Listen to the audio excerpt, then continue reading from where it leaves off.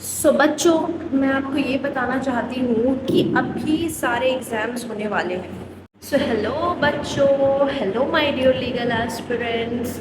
तो हम लोग को ये पता है कि दिसंबर और नवंबर में बहुत सारे लॉज के एग्ज़ाम होने वाले हैं, बहुत सारे जुडिशरीज, लॉ ऑफिसर्स और बहुत सारे अच्छी अच्छी पोजीशंस के लिए एग्ज़ाम होने वाले हैं। तो आज हम लोग थोड़ा सा रिकैपिचुलेट करते हैं लॉ ऑफ टॉर्ट्स, क्योंकि हमारा सिलेबस ऑलरेडी कंप्लीट है। जो मेरे स्टूडेंट्स हैं उनका सिलेबस ऑलरेडी कंप्लीटेड है लॉ ऑफ टॉर्ट्स का। सिर्फ ये वीडियो, छोटा सा ये वीडियो है ताकि आपको मैं रिमाइंड करा सकूँ, सारी चीज़ आपको रिकैपिचुलेट करा सकूँ। तो आज हम लोग लॉ ऑफ टॉर्ट्स की तरफ आते हैं। एकदम छोटा सा ये 10 मिनट का वीडियो होगा जिसमें आप पूरा लॉ ऑफ टॉर्ट्स पढ़ लेंगे। अच्छा, हम लोग सिर्फ इस इम्पॉर्टेंट पार्ट्स को डिस्कस करेंगे स्टूडेंट्स यहाँ पे, क्योंकि हमारे पास वक्त कम है। ये रिकैपिचुलेशन वाला है वीडियो। अच्छा, टॉर्ट क्या है? Tort is a civil wrong, it's neither a contract not breach of trust. ये एक हमेशा क्वेश्चन में पूछा जाता है। दूसरी बात क्या है? टॉर्ट एक अच्छे मैगजीन में बेस्ड है, उबी जुस इबी रेमेडियम। इसका मतलब है where there is wrong there is remedy, और you can say there is no wrong without a remedy. Okay, so यहाँ पे क्या होता है? अब हम लोग टॉर्ट में पिजन होल थ्योरी जो सैलमन का है, ये क्वेश्चन में पूछा जाता है। सैलमन और विंगफील्ड का ये क्वेश्चन आता है, इज लॉ ऑफ टॉर्ट और लॉ ऑफ टॉर्ट्स। ठीक है, तो हमारा सैलमन बोलता है लॉ ऑफ टॉर्ट के बारे में बोलता है। वो पिजन होल थ्योरी बताते हैं। वो कहते हैं कि already speculated and already pre said बहुत सारे टॉर्ट्स हैं। अगर किसी ने भी कोई भी गलत काम किया है तो वो टॉर्ट में जाके फिक्स होगा उसी में। सपोज़ अगर मान लो किसी ने नेग्लिजेंट काम किया है तो वो उसमें जाके फिट होगा। किसी ने कुछ काम किया तो उसमें जाके फिट होगा। तो बेसिकली बोलने का यहाँ पे ये तो सैलमन ने पिजन होल थ्योरी के बारे में बात किया था। उन्होंने बोला था अगर तुम्हारा टॉर्ट जो क्राइम तुमने किया है टॉर्ट में, अगर ये पिजन होल में जाके फिट नहीं हो रहा है तो इसका मतलब तुमने कोई क्राइम नहीं किया है। लेकिन विंगफील्ड ये कहते थे अगर किसी के साथ गलत हुआ है, जैसे हमारा प्रिंसिपल मैगजीन में उबीजुस इबी रेमेडियम, अगर किसी ने गलत किया है तो उसको भरपाई करनी होगी। यानी कि अगर किसी ने गलत किया है तो उसको सज़ा मिलेगी। ये ज़रूरी नहीं कि उसको नेग्लिजेंस में आना हो, न्यूसेंस में आना हो, ट्रेसपास में आना हो या डेफेमेशन में आना। क्योंकि हमारा टॉर्ट में ना बहुत सारा ये है, क्योंकि आप लोग ने पढ़ा है तो आपको पता होगा कि न्यूसेंस है, विकेरियस लाइबिलिटी है, बहुत सारे टॉर्ट्स ऑलरेडी डिफाइंड है। तो हमारे सैलमन का कहने का मतलब है जो डिफाइंड है उसी में फिट करना है। इसी को कहते हैं पिजन होल थ्योरी। जो डिफाइंड है, जो भी है, नेग्लिजेंस हो, न्यूसेंस हो, उसी में फिट होगा।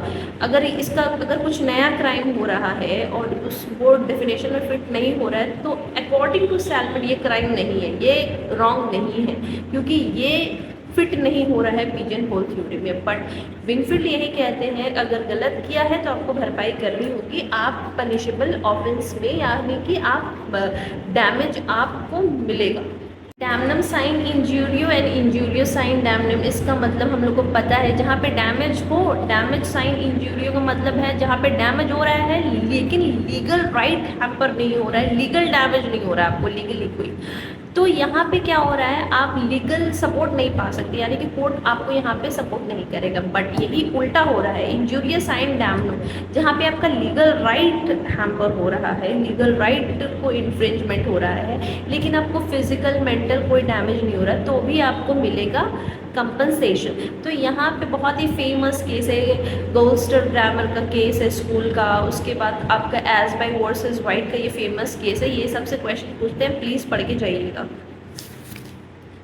उसके बाद है आपका कैपेसिटी। कैपेसिटी में हम लोग चले आते हैं, कैपेसिटी में क्या है, स्टेट की क्या लाइबिलिटी है, सेंट्रल गवर्नमेंट की क्या लाइबिलिटी है। इसी सेंट्रल गवर्नमेंट और स्टेट गवर्नमेंट को ही यहाँ पे स्टेट कहा गया है, तो उसमें क्या विकेरियस लाइबिलिटी है, उसी का पार्ट हम लोग आ जाते हैं। विकेरियस लाइबिलिटी हो गया जो इलैबोरेटिव फॉर्म है। विकेरियस लाइबिलिटी का मतलब मैंने पहले भी क्लास में यही बताया था, करे कोई भरे कोई, ये याद रखिए तब यहाँ पे यही है, जो करेगा वो भरेगा। तो यहाँ पे क्या भरने का बात कर रहा, तो करे कोई भरे कोई का मतलब यहाँ पे क्या है, यानी कि यहाँ पे जिसने गलत किया उसको भरपाई करनी होगी। लेकिन विकेरियस लाइबिलिटी में क्या हो रहा है कि आपने क्राइम किया या आपने गलत किया, आपके बदले कोई और करेगा। जैसे कि अगर आपका बच्चा 18 साल के नीचे है और आपने उसको गाड़ी चलाने दे दी है, तो क्या वो बच्चा लायबल होगा या पेरेंट्स लायबल होंगे? वैसे ही अगर ड्यूरिंग द सर्विस अगर सर्वेंट ने कुछ गलत किया है मास्टर के रहते रहते, तो क्या मास्टर लायबल होगा या फिर सर्वेंट लायबल होगा? क्योंकि मास्टर को पता होना चाहिए उसने किसको रखा है और उसको बताना चाहिए मास्टर को कि आपको काम कैसे करना है, क्या करना है। अगर मास्टर ने नहीं बताया और तो सर्वेंट ने गलत काम किया, तो यहाँ पे कौन लायबल होगा? यहाँ पे हमारा मास्टर लायबल होगा। वैसे ही प्रिंसिपल एंड एजेंट में प्रिंसिपल का काम ही तो एजेंट कर रहा है, एजेंट कोई अपना काम तो नहीं कर रहा है, प्रिंसिपल का काम कर रहा है। अगर कोई भी गलत एक्शन, कोई भी गलत काम वो कर रहा है, तो यहाँ पे क्या होगा? यहाँ पे प्रिंसिपल लायबल होगा। तो यही से हमको समझ में आता है करे कोई भरे कोई।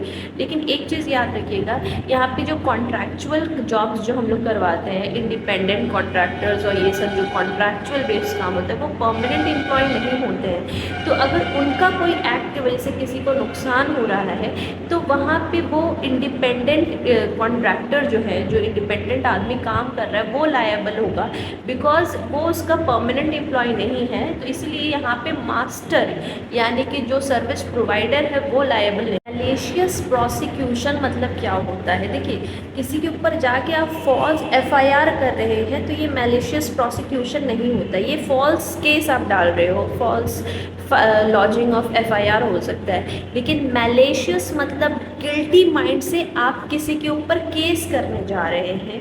Case in the sense case court में चल रहा है, इसलिए प्रोसिक्यूशन का वर्ड है। प्रोसिक्यूशन कब आता है? जब मामला जो केस होता है, क्योंकि बंगाल में हम लोग केस को मामला कहते हैं, दैट्स व्हाई आई टोल्ड मामला।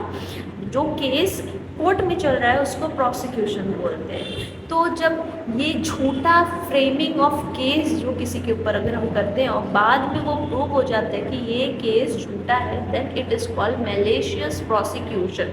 पहले तो केस मैंने सपोज आपके ऊपर कर दिया, आपके ऊपर केस करके मैंने आपको बहुत हैरेस कर दिया, वो जब प्रूव हुआ, जब कोर्ट में सारे प्रोसीड्योर चलने के बाद ये प्रूव हुआ कि जो मैंने आपके ऊपर एलिगेशन लगाए थे वो गलत है सरासर, तो आप तो वहाँ पे एक्विटल हो गया आपका, आप छूट गए वहाँ पे। लेकिन अब मैं वहाँ पे, क्योंकि मैंने फॉल्स प्रोसिक्यूशन का केस किया था, फॉल्स मैलिशियस प्रोसिक्यूशन की वजह से मैं लायबल होंगी और मैं कंपनसेशन देने की लायबल होंगी और मुझे पनिशमेंट मिलेगी। इसी को मैलिशियस प्रोसिक्यूशन बोलते हैं, ठीक है। लेकिन ये याद रखिएगा, ये क्वेश्चन पूछता है एग्ज़ाम में कि पुलिस के पास अगर मैंने केस किया है, क्योंकि इसमें केस लॉ भी बहुत सारा फेमस वही है कि अगर केस किया है तो क्या ये मैलिशियस प्रोसिक्यूशन है? नहीं, आप बोलिएगा ये मैलिशियस प्रोसिक्यूशन नहीं है। प्रोसिक्यूशन का मतलब ही है जब मामला या केस आपका कोर्ट तक पहुँचे। अच्छा, नेग्लिजेंस का मतलब क्या होता है? नेग्लिजेंस का मतलब एकदम शॉर्ट में हम लोग लापरवाही, बेफिक्र अधूरे, ये गाना आप याद कर लीजिएगा। क्योंकि बेफिक्र होना मीन्स फिक्र ही नहीं है तुमको कि आपको क्या करना है। मतलब मुझे पता है कि मैं गाड़ी चलाऊंगी, इस तरफ वाले को चोट लग सकती है, उस तरफ, लेकिन मैं तब भी रैश ड्राइव कर रही हूँ, ठीक है। मुझे पता है कि मुझे एहतियात यानी कि ध्यान से काम करना है। कोई भी, जैसे अगर मैं पढ़ा रही हूँ, ठीक है, मैं डस्टर यहाँ रखने के बजाय मैंने फेंक के चला के स्टूडेंट के पास ऐसे फेंक दिया, तो उस मेरी इस एक्ट से किसी स्टूडेंट को चोट भी लग सकता है। लेकिन तब भी मैं बेफिक्र ऐसे इतरा रही हूँ। तो जैसे अगर मैंने अपने हेयर को ऐसे किया, तो हो सकता है कोई पीछे है तो उसको चोट लग जाए।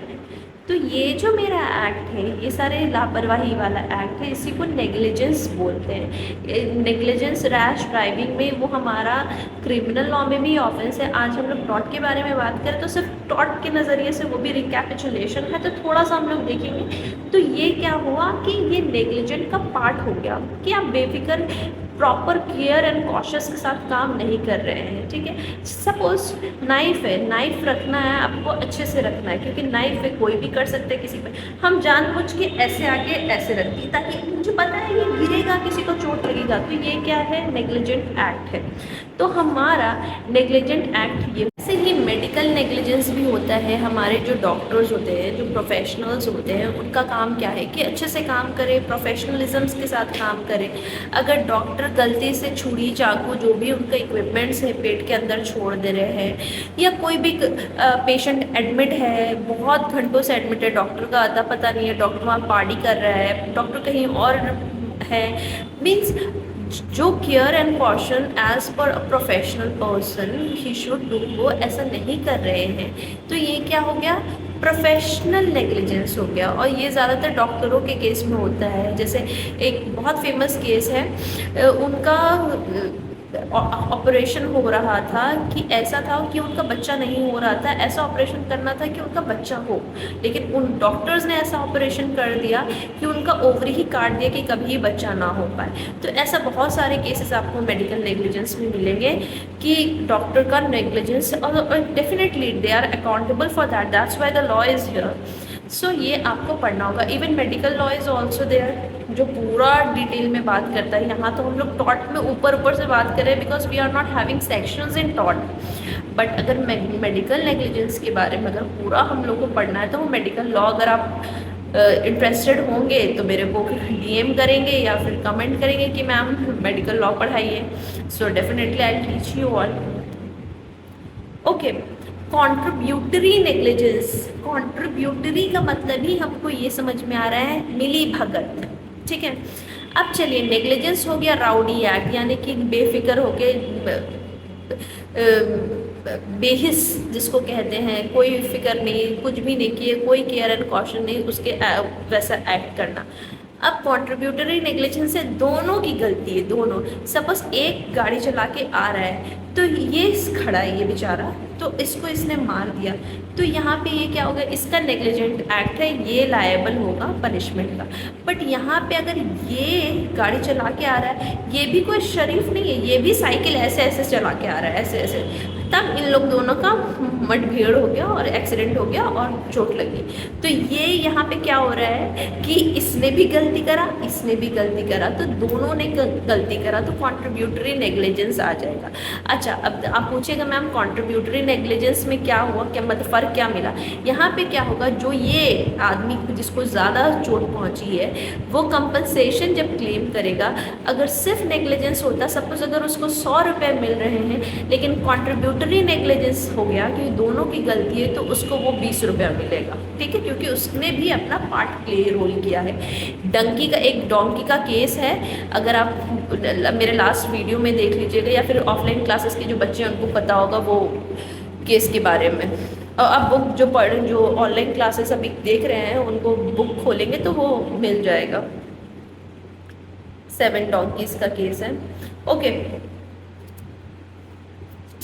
अच्छा, सबसे इम्पॉर्टेंट केस हमारा राइलेंड वॉचर्स फ्रेचर्स का केस है, यानी कि ये स्ट्रिक्ट लाइबिलिटी का केस है। स्ट्रिक्ट लाइबिलिटी का केस है, एक आदमी ने कुछ क्रिएट किया अपने लैंड में जिसके वजह से दूसरे को हानि पहुंची। अब ये हानि की वजह से उसको नुकसान हुआ, तो ये क्या वो लायबल होगा? कौन? प्लेंटिफ लायबल होगा, सॉरी डिफेंडेंट लायबल होगा अगर प्लेंटिफ को नुकसान हुआ है किसी एक्ट से ऑफ डिफेंडेंट। तो यहाँ पे क्या हो रहा था कि राइलेंड वर्सेस फ्रेजर के केस में यहाँ पे अननेचुरल यूज़ ऑफ लैंड किया गया, ठीक है, जिसके वजह से वो कुछ केमिकल्स और कुछ सामान लाके अपने लैंड में रखे, लेकिन ड्यू टू हैवी रेनफॉल वो स्लिप खा के हमारे प्लेंटिफ के आंगन में जाके चला गया, जिसकी वजह से उसका बहुत सारा कोलफील्ड का नुकसान हुआ। अब ये पूरा केस का मैं निचोड़ बता रही हूँ। यहाँ पे क्या होना चाहिए था कि इसके एक्ट की वजह से, डिफेंडेंट के एक्ट की वजह से प्लेंटिफ को नुकसान तो हुआ, ठीक है, लेकिन अब इसमें 5 एक्सेप्शन दे दिए गए हैं कि प्लेंटिफ का खुद का गलती होगा तो उसको फ़ायदा नहीं मिलेगा, कंपनसेशन नहीं मिलेगा, वो डैमेज नहीं क्लेम कर सकता। एक्ट ऑफ गॉड रहेगा तो वो नहीं कर सकता।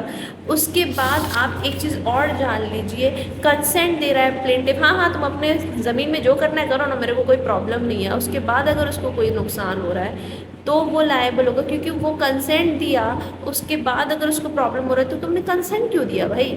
उसके बाद act of the third person, बेचारा ना प्लेंटिफ की गलती ना डिफेंडेंट की गलती, थर्ड पार्टी कुछ आके कुछ यहाँ वहाँ करके चला गया, जिसकी वजह से बेचारे प्लेंटिफ को नुकसान हुआ, तो यहाँ पे भी क्या है, वो लायबल नहीं होगा। उसके बाद स्टैट्यूटरी अथॉरिटी, अगर कुछ गवर्नमेंट की अथॉरिटी की वजह से हो रहा है तो इसमें भी किसी को लाइबिलिटी नहीं दे सकते हैं। अब यही केस हमारा, अगर हम यहाँ पे आ जाते हैं, केस हम लोग आ जाते हैं, हमारा एब्सोल्यूट लाइबिलिटी का केस है, जो भोपाल गैस ट्रेजेडी के बाद और उसके बाद हमारा Shri Ram food and fertiliser industry का जो केस था, जिसकी वजह से 30 हज़ारी कोट का एक एडवोकेट मारा गया था, वो गैस ओलियम गैस के लीकेज की वजह से। तो उसके बाद ही ये एब्सोल्यूट लाइबिलिटी का फंडा आया यहाँ पे इंडिया में, जिसने कोई जो एक्सेप्शन हमारा स्ट्रिक्ट लाइबिलिटी दे रहा था वो यहाँ पे कोई एक्सेप्शन नहीं देगा।